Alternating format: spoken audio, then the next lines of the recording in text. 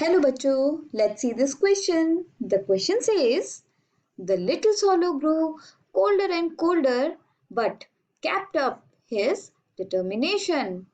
How did the bird show his great strength and courage? तो question में हमसे पूछा जा रहा है कि बाहर सर्दी के मौसम की वजह से swallow जो है वो बहुत ठंडा होता जा रहा था क्योंकि सर्दियां swallow के लिए एक अनकंफर्टेबल वेदर है। लेकिन उसने अपनी डिटर्मिनेशन को गिरने नहीं दिया और हमसे पूछा जा रहा है कि बर्ड ने कैसे अपनी स्ट्रेंथ और करेज दिखाया। Here the key concept says swallows dedication towards happy prince, मतलब swallow की डेडिकेशन प्रिंस के प्रति। The bird grew cold because of the snow and the frost, but he did not leave the Prince.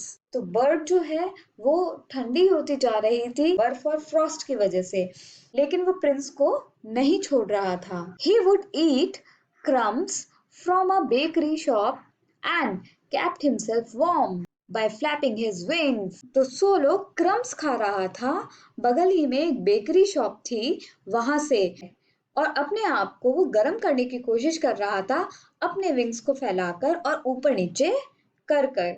He showed great strength and courage by staying on beside the prince even though it's so cold। तो बच्चों, स्वलो अपनी strength और करेज दिखा रहा था bye staying, मतलब Prince के साथ रुककर, प्रिंस का साथ ना छोड़कर, जबकि वो बहुत ठंडा हो चुका था और वो बिल्कुल अनफेवरेबल था बर्ड के लिए।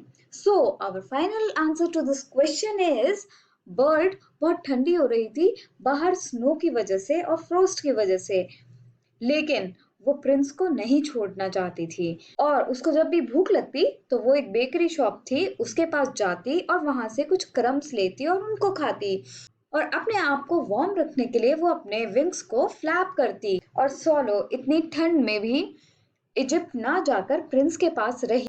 तो इससे ये समझ आता है कि वो कितना स्ट्रांग था और इस तरीके से वो अपनी स्ट्रेंथ और करेज दिखा रहा था।